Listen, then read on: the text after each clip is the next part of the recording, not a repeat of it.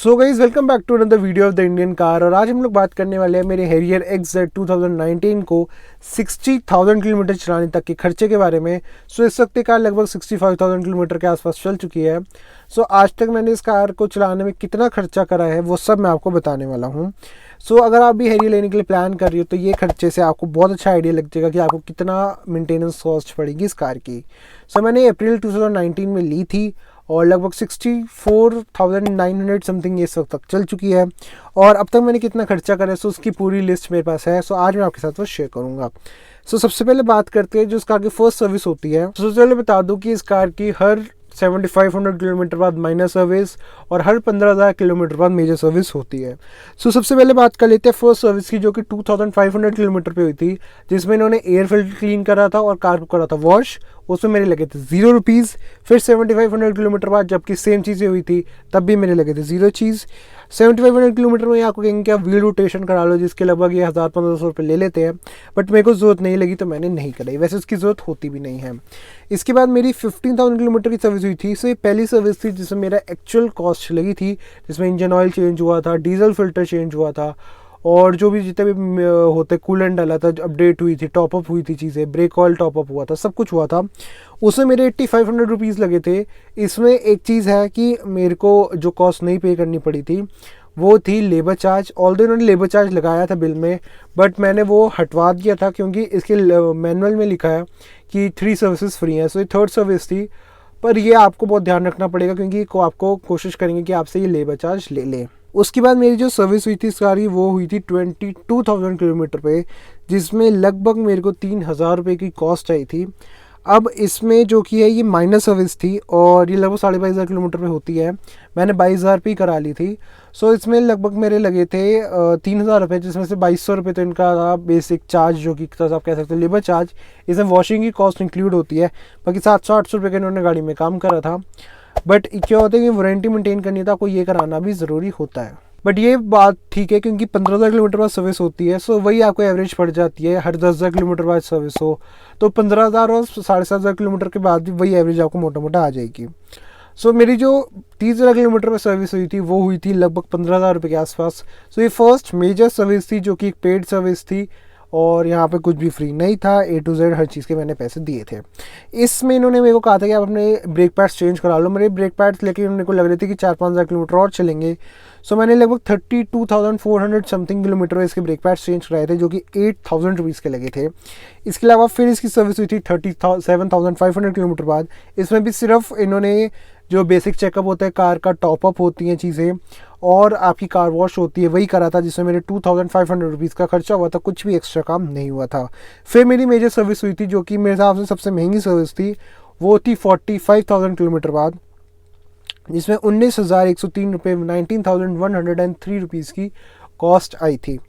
मेरे हिसाब से यहाँ पे जो बिल था लगभग 22,000 रुपये के आसपास था, बट मेरे को मिला था 3,000 रुपये का डिस्काउंट, क्योंकि फर्स्ट एनिवर्सरी जब थी हैरियर की तो टाटा ने कुछ डिस्काउंट कूपन्स दिए थे और मैंने वो यूज़ करे थे। ये फर्स्ट टाइम था जब मैंने यूज़ करे थे। लगभग 22,000 रुपये की सर्विस थी जो कि मेरे को 19,000 रुपये में पड़ी थी। मैंने कोई भी एक्स्ट्रा काम नहीं कराया, वही काम कराया जो कि सर्विस मैनुअल में लिखा है या फिर कार के लिए ज़रूरी था। इसके बाद बात कर ले 52,500 किलोमीटर बाद थी इसकी अगली सर्विस, जिसमें लगभग 3,500 रुपये लगे थे। अगेन ये एक माइनर सर्विस थी तो कुछ खास खर्चा नहीं हुआ।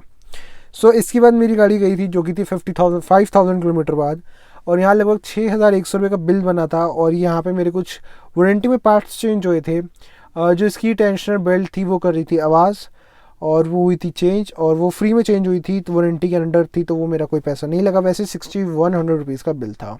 अब बात कर लेते हैं मेरी लेटेस्ट सर्विस के बारे में, जिस पर एक डिटेल वीडियो में ऑलरेडी इससे पहले बना चुका हूँ। वो है 60,000 किलोमीटर यानी कि 60,000 किलोमीटर वाली कॉस्ट की। उसमें लगे थे लगभग 14,870 रुपीज़। वो सर्विस में मतलब लगभग 16,000 का बिल था और कूपन वूपन लगा के मेरे को लगभग 1200-1100 रुपये का डिस्काउंट मिल गया था। टोटल में अगर हम कर लें टोटल आज तक तो मेरे को 75,000 रुपीज़ खर्चनी पड़ी इस कार की सर्विस पे 60,000 किलोमीटर चलाने के लिए। बट यहाँ पर मैं आप लोगों से एक इम्पॉर्टेंट बात करना चाहूँगा। मैंने बहुत ज़्यादा ध्यान से इस कार की सर्विस कराई है कि मैं कोई भी ऐसी चीज़ ना कराऊँ जो कि वेस्टेज ऑफ मनी हो, जिसकी वर्थ ना हो, या फिर जो मतलब सिर्फ बड़े बिल बनाने के लिए करते हैं। तो मैंने ये सब करके लगभग 15,000 रुपये तो बचाए हैं 75,000 किलोमीटर पे। 60,000 किलोमीटर चलाने में मैंने लगभग 15-16 हज़ार रुपये बचाए हैं, क्योंकि मैंने कोई भी फालतू काम नहीं कराया, वही काम कराया जो कि कार के लिए ज़रूरी था या फिर वो कंपनी की तरफ से एडवाइस था। ऑल दो अगर मैं शोरूम के जो सर्विस सेंटर है उनके लोगों के हिसाब से चलता तो लगभग मेरा बिल वो 60,000 किलोमीटर 1 लाख रुपये का तो बना ही देते। तो ये एक चीज़ थी जो कि मैंने ध्यान रखा। अब इसके अलावा मैंने इस गाड़ी में क्या कॉस्ट इंकर करी, सो मैंने कराई थी इस कार की एक्सटेंडेड वारंटी, क्योंकि मैंने हर सर्विस पे कुछ ना कुछ इस कार का वारंटी में चेंज हुआ है। 2,000 रुपीज़ की इसकी हुई थी एक्सटेंडेड वारंटी। ये थोड़ी सस्ती भी हो जाती है, बट मैंने लगभग वारंटी ख़त्म होने से जस्ट कुछ दिन पहले ही कराई थी, तो मेरे को जो कि 32,000 रुपीज़ की कॉस्ट पे करनी पड़ी थी।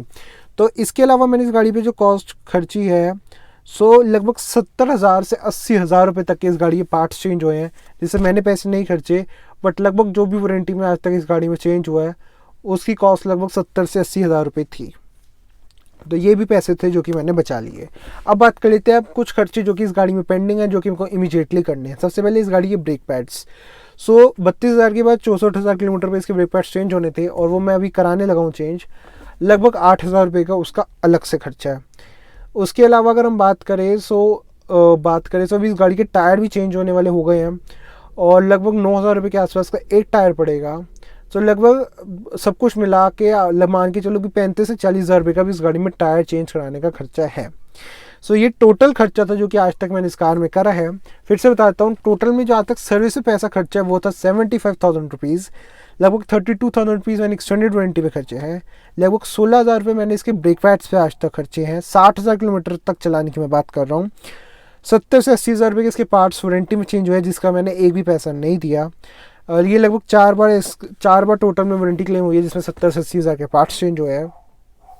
और लगभग अब इस गाड़ी के टायर चेंज होंगे, बिकॉज इसके टायर बिल्कुल ख़त्म हो चुके हैं, तो मेरे को इमीडिएटली वो भी चेंज कराने हैं, जिसका कॉस्ट है लगभग 35,000 से लेकर 40,000 के बीच में। अब डिपेंड करता है कि मैं कौन सा ब्रांड का टायर लगवाता हूँ। सो अब बात कर लेते हैं मेरी वर्डिक्ट की कि क्या इतना पैसा उस गाड़ी पे खर्चना वर्थ था, या क्या इतनी बड़ी गाड़ी की सर्विस सस्ती हुई, महंगी हुई, या मेरा सर्विस के साथ एक्सपीरियंस कैसा था। 2019-2020 में जब भी मैं गाड़ी की सर्विस कराई है, मैं हमेशा डिससेटिस्फाइड था। टाटा की सर्विस क्वालिटी बहुत बेकार है, बट 2021 में मेरे को थोड़ी इंप्रूवमेंट दिखी है। जहाँ मैं पहले इसको 10 में से 5 स्टार देता, आज मैं इसको 7.5 स्टार दूंगा, क्योंकि सर्विस टाटा ने अपनी इंप्रूव करी है, इस बात में कोई भी शक नहीं है। उसके अलावा मैंने अगर इस गाड़ी की बात करूँ सो मैंने इस गाड़ी पे इसके अलावा कुछ खास खर्चा ऐसा नहीं हुआ कि मेरे को लगा हो कि ये गाड़ी कहीं ओवर, मतलब मेरे को बर्डन सी फील होती है। जो भी खर्चा हुआ है वो वही था जो कि ज़रूरी था। बाकी जो पार्ट्स वारंटी में चेंज हुए मेरे को उसके लिए पैसे नहीं देने पड़े, बट हाँ मेरे को 4 बार वारंटी क्लेम करनी पड़ी, तो एक्सटेंडेड वारंटी इस कार के लिए बहुत ज़रूरी है। सो इतनी बड़ी कार के हिसाब से जो भी मैंने एक्सपेंस करा है वो बिल्कुल जस्टिफाइड था। और मेरे हिसाब से अगर आप थोड़ा सा स्मार्ट ओनर हैं, आपको गाड़ियों की नॉलेज है, तो आपको टाटा के जो एक्स्ट्रा खर्चे होते हैं आप उनसे बच जाएंगे, और लगभग जितने में मैंने अपनी गाड़ी की सर्विस कराई है उतने में आप भी अपनी कार की सर्विस करा लेंगे। सो ओवरऑल मैं पूरा आज की डेट में 7.5 स्टार दूंगा टाटा की सर्विस को, और मैं मतलब ऊपर नीचे करके मोस्ट ऑफ कि मैं सेटिस्फाइड हूँ जितनी भी इस कार की जिस भी हिसाब से सर्विस हुई है। बाकी अगर आपको भी ये कार लेनी है तो आप ले सकते हो, आपको कोई बहुत महंगी नहीं पड़ेगी। जस्ट बी अवेयर कि आप क्या काम करा रहे हो, क्या वो ज़रूरी है नहीं है। सो ओवरऑल मैं बहुत सेटिस्फाइड हूँ ये कार लेकर, और मैं ना ही इसी सर्विस कॉस्ट से कहीं भी परेशान हूँ। सो मैंने पूरी डिटेल्ड आपको जो वीडियो बनाने का प्रॉमिस करा था वो मैंने आपको दे दिया है। बाकी आप चैनल को सब्सक्राइब कर लो, वीडियो को लाइक कर दो, शेयर कर दो, कोई भी थॉट है नीचे कमेंट कर दो। मैं आपसे मिलता हूँ अपने आने वाली अगली वीडियो में। टिल देन स्टे ट्यून्ड और चैनल को सब्सक्राइब कर लेना।